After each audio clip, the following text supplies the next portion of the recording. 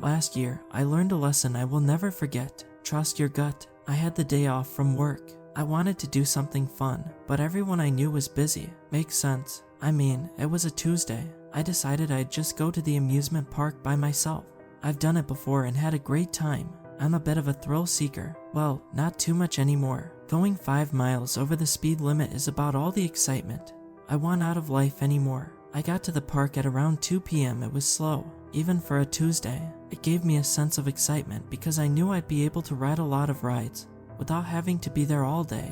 At the same time, it gave me a weird, uncanny feeling. All this space, and not enough people to fill it up. I ignored the feeling and moved on. I don't know about you, but whenever I go to an amusement park, I like to work my way up to the really crazy rides. I'll start small and finish off the day with my favorite. My favorite just happened to be called the Grim Reaper. It feels a little too on the nose, doesn't it? It was 7:30 p.m. and the park closed at 8 p.m. and I knew it was time to get in line for my final ride. I also made a new friend while there. We met standing in line at one of my first rides of the day. We decided after chatting the whole time in line that we'd hang out for the rest of the day. His name was Charlie. We agreed on every ride that day, except for the last. He wanted to end the night on the Mindbinder, but after some convincing, we decided to do the Grim Reaper last. We got in line for the Grim Reaper and there was hardly anyone in line. It made sense, given that it was almost closing time. Do you think they will let us ride multiple times if the line stays down? Charlie said with his hands clasped excitedly in front of him. I just smiled at him and chuckled. Normally, I would have been excited too, but something in my gut felt so off. For some reason, I didn't want to go on one of my favorite rides. Maybe it was the 5 corn dogs I ate a couple hours earlier, I figured. I'm a very rational person. I wasn't the kind of person to let anxiety or worry rule over me. I always thought life was just what you made of it. When we got in line, there were about 60 people, give or take. The people in front of us did their ride, and 30 of us were left in line. People started looking at the time and saying they were tired and just getting out of line. By the time it was our turn, only 19 people were in line. I knew the ride well enough to remember that it held 20 people, so if no one else got in line, they really might let us go multiple times. I really didn't want that, though. Honestly, I felt even more compelled to get out of line after all those others did too. And I didn't want to seem lame to my new friend if I wanted to get off the coaster after one ride. The time came for us to get on the ride. My heart was pounding faster than it ever had. I wondered if I was all worked up because I watched Final Destination 3 with a friend a couple weeks back, but I wasn't having visions of the terrible fate we would all face. I was just feeling off. I did everything in my power to get it to all make sense and to not worry, but nothing worked. I seriously considered just telling Charlie I didn't feel great after the last ride, but I finally found someone with my taste in roller coasters. I didn't want to let him down. We were towards the back of the line, so we didn't have much say in where we sat. We ended up in the third car from the front. I was just happy we weren't in the front car. As you get on the Grim Reaper, it plays a cheesy little jingle. Nowhere to run, nowhere to hide. The Grim Reaper will find you dead or alive, with music in the background that always sounded so dumb in the past. I couldn't believe it was getting to me. Charlie even hummed along to it while grabbing my arm.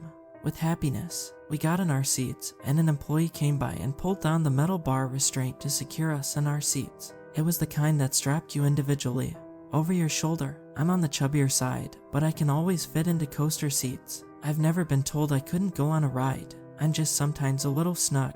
It's actually kind of nice, because I feel very secure. As we got strapped in, I felt the plastic-coated metal hit my shoulders and chest. It should have given me a sense of comfort and safety, but I just felt trapped. The employee walked back to the station that has the infamous big button that starts the ride. He flashed all a thumbs up and yelled, "Ready for the Reaper." Everyone raised their hands and let out an excited scream, except for me. I let out a large sigh, counting down the seconds, trying to imagine Charlie and once we were off the ride and how happy we would be. The employee hit the button and we were off.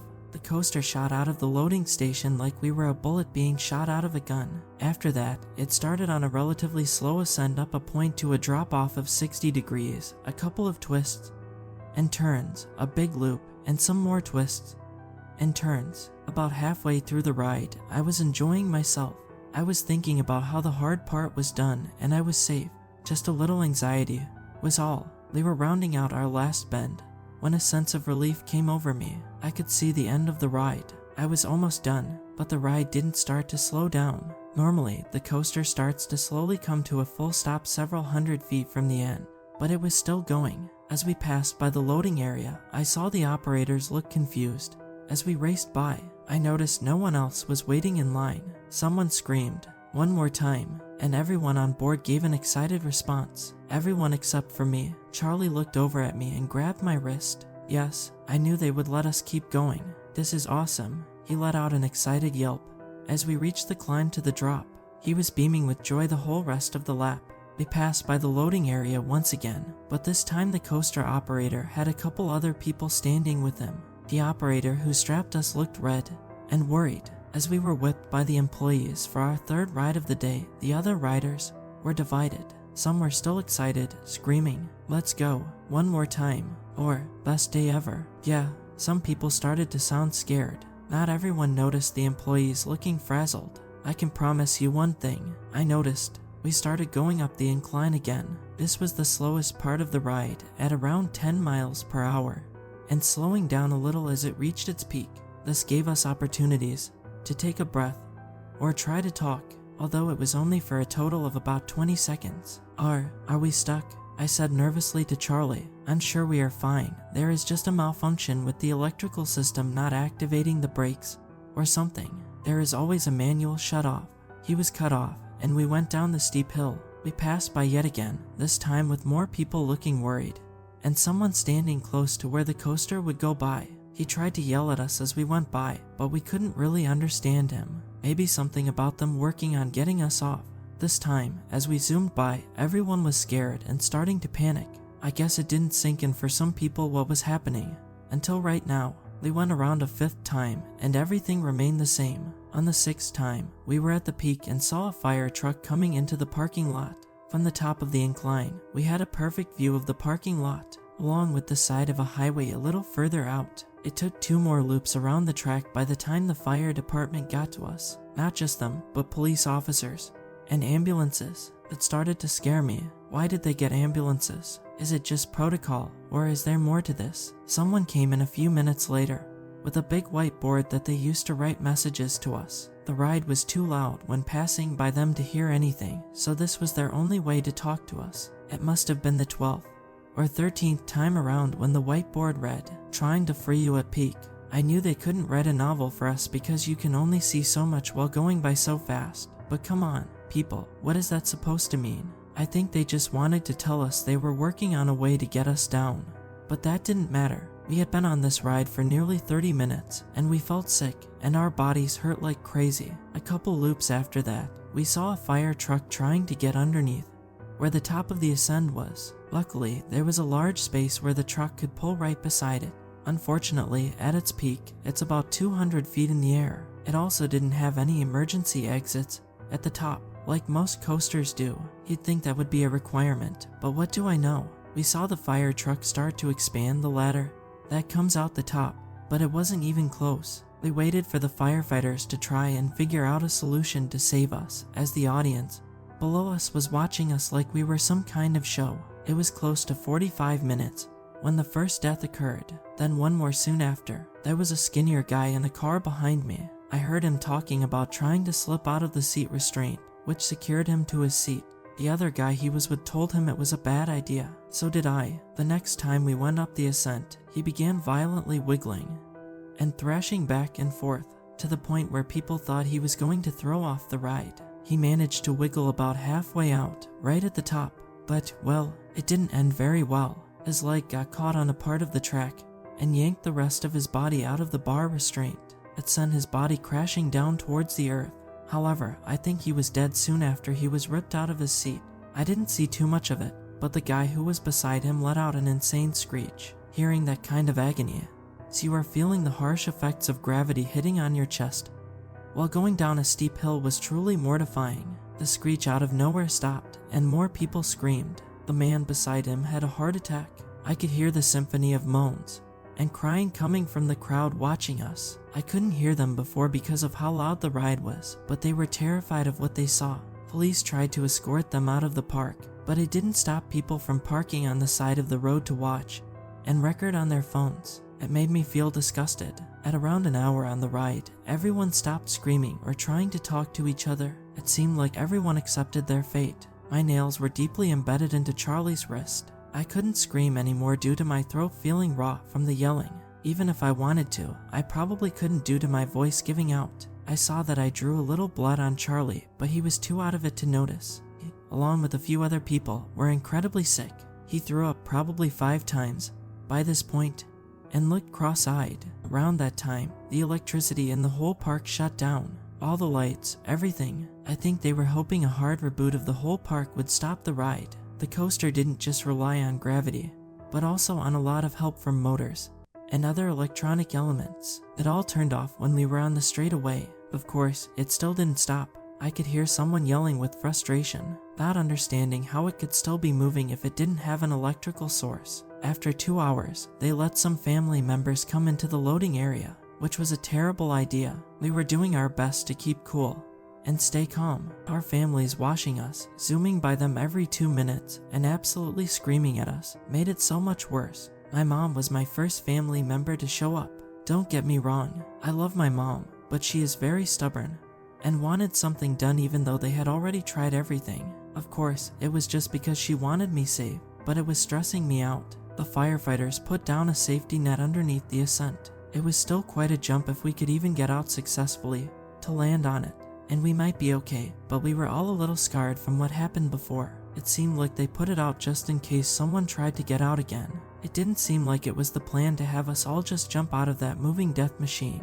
They weren't desperate enough at that point. We saw a large group of people passionately arguing and yelling at each other. From what I could tell, it was made up of family members, firefighters, and some employees of the park, I'm sure with lots of varying opinions. The ride was on hour 3. When the coaster entered the loading area once again, I saw a woman run over to the control panel. A couple people ran over to her and told her to stop and not press the button. She was screaming her head off and wailing. It had been hard to understand people in the past while going by them, but this was as clear as day. As we passed by, I could tell she was starting to break free from the grip of people holding her back. I wasn't too worried. Whatever button she was wanting to press, I'm sure it wouldn't work since none of the other ones worked so far. We were about 5 seconds away from going down the descent when we heard a click come from all our seats. The woman hit the button that unlocked all our overhead seat belts. Of course, the seat belt button worked, but not the button to stop the ride. A few people reacted fast enough to either jump out or snap it back over themselves before the ride went down. Others weren't so lucky. 3 people managed to jump out but didn't survive the fall, despite there now being a giant net to catch anyone who was dumb enough to try and get out that high. One person hit a support beam on the way down, and the other 2 landed wrong when they hit the net. Their bodies folded in an unnatural manner as they hit. All 3 died instantly. I would say around half of us that were left managed to get the seatbelt secured before going down the hill. Everyone else had to hold on for dear life, and unfortunately, I was one of them. I felt my stomach start to drop as I reached up to grab the only thing that would keep me from becoming a part of the pavement below. The restraint wasn't completely useless.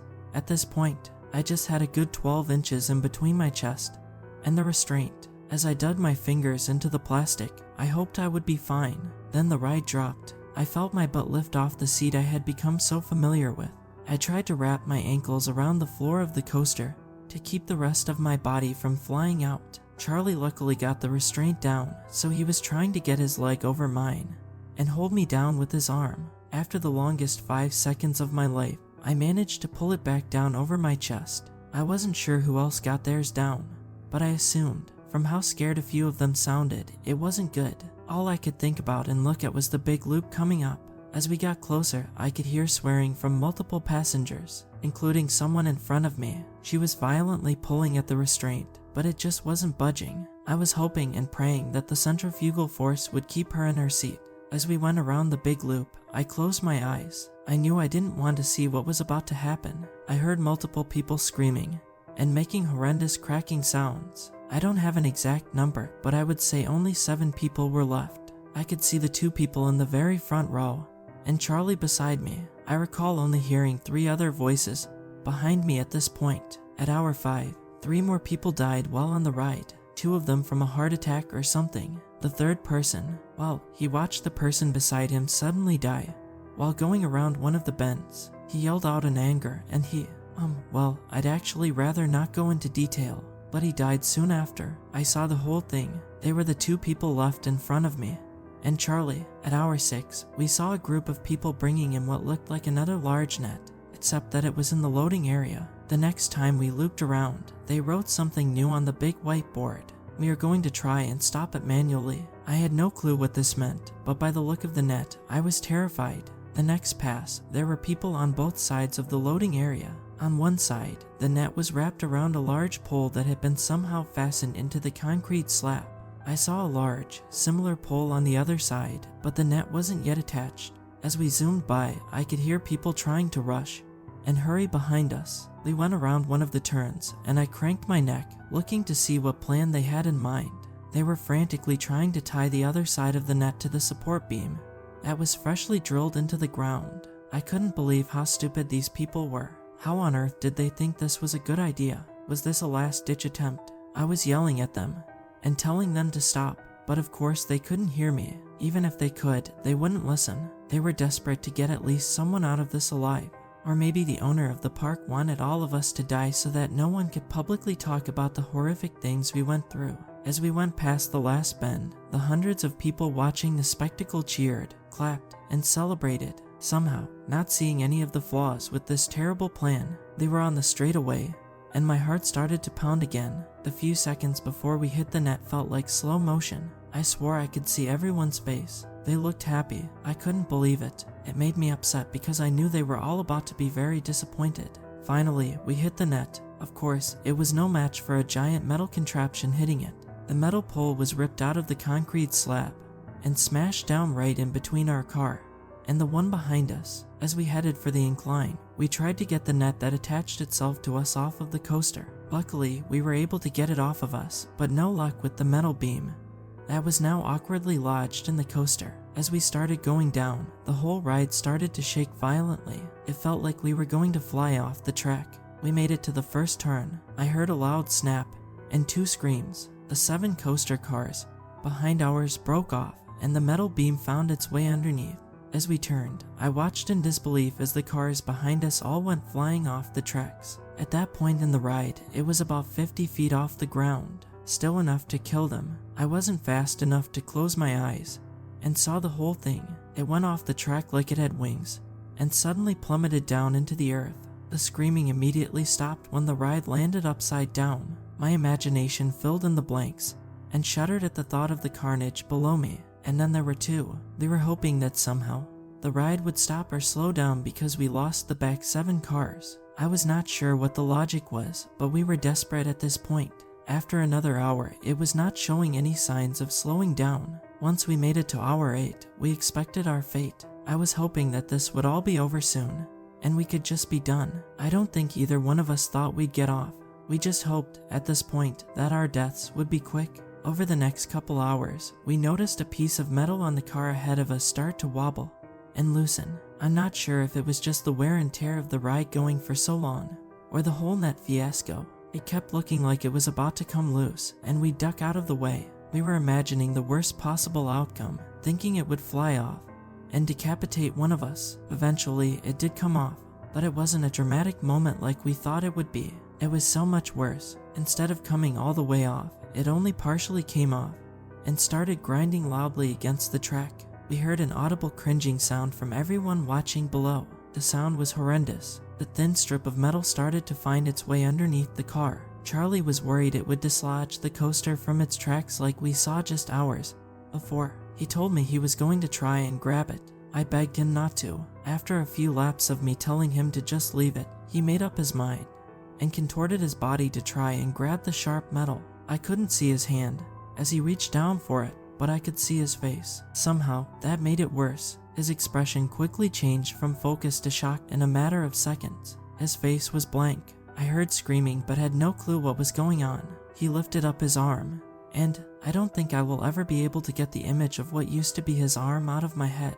When he gripped the metal, it slipped and went deep into his forearm. I tried to grab his shoulder to calm him down, but to my shock, He was calm. He was more silent at that moment than he had been the whole day. He wouldn't even look at me. He was almost mesmerized by the sight of his bloodied, disfigured arm. I felt lightheaded and had a ringing in my ears, watching the blood start to make its way down his entire body, then to me, and the floor of the coaster. It was making me feel sick watching the blood move around the car as we went around the twists and turns of the ride. Within minutes, Charlie looked like a ghost. I did my best to try and wrap his arm up with shreds of my shirt, but it was completely pointless. I don't think an old t-shirt can help when you see the bone. I tried to talk to him. I tried to make him feel as comfortable as I could, but it was no use. He was fading in and out of consciousness. We began going up the ascent, and he finally looked over at me. I couldn't begin to explain all that I saw in his eyes. I could see the pain and sadness, but also the relief. He knew he was going to die, but I don't think he cared. He gave me a weak nod of the head and looked ahead when we went down the hill. I tried to keep a close eye on him this lap, but it was honestly hard to look at him. I heard him take a deep breath right before the loop.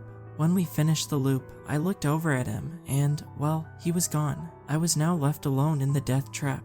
I never imagined it could have gotten any worse, but having a dead body sitting next to you on a roller coaster is not something I would recommend. I was sitting in shock next to my dead friend for a couple hours. I was frozen in fear, not wanting to even think of a way out. After gaining some courage, I contemplated my next move. I came back into reality and realized the coaster was going just slightly slower. It wasn't significant, but if the loops were taking just slightly longer than before, that damn piece of metal that killed Charlie must have made its way underneath and not derailed it but slowed it down. I ended up taking off my shoes and Charlie's shoes. I had a plan that was probably dumb, but if I died, at least it would be in my hands. As I went by the loading area, the coaster started to slow down just before the ascent.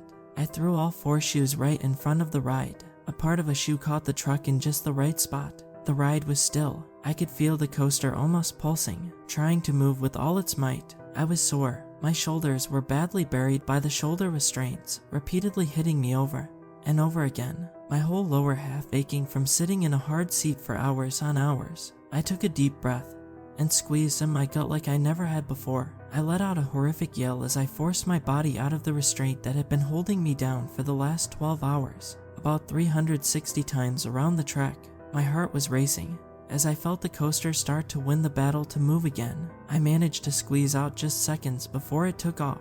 I was freed and jumped. Luckily, I just barely hit the net below. I also managed to hit the net, so I didn't hurt myself too badly. Nothing is worse than what that ride already did to me. I laid on the net, looking up into the sky, in disbelief. I was still. I wasn't moving. It was almost making me feel motion sick not moving around. Like when you are reading a book in the car, and you look up after an hour. Everything was blurry. I could barely hear the faint sound of people trying to get to me, but it was mostly just my ears ringing and my heart beating. After just a few minutes, I was down. They immediately rushed me to the emergency room, where I stayed for 3 weeks. I sustained a broken rib, a broken collarbone, severe bruising, and a concussion, just to name a few, not to mention the mental trauma. I'm writing this as I'm feeling ready to finally tell my story. This is the first time I'm digging back into my memories and recollecting the whole experience. I've started to work through all this with a therapist, and it's made me realize I need to get it all out of my system. Don't bother trying to find anything about this story. The owners of the park have done a suspiciously good job hiding it. That's another reason I want to get my story out there. They have completely scrubbed the internet of it somehow. Although talking with a professional has helped, there are still some sounds and images that I can just never completely get out of my head. If you take one thing from my story, it's that you should trust yourself. Even if you don't believe in a higher power or gut instincts, if you have a feeling, trust it, please.